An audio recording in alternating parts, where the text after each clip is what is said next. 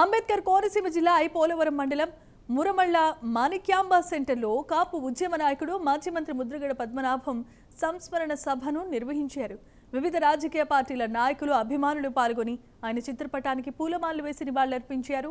ప్రజా జీవితంలో ఆయన అనుసరించిన విధానాలు, ప్రజల పట్ల చూపించిన నిబద్ధత భావితరాలకు స్ఫూర్తిదాయకమన్నారు.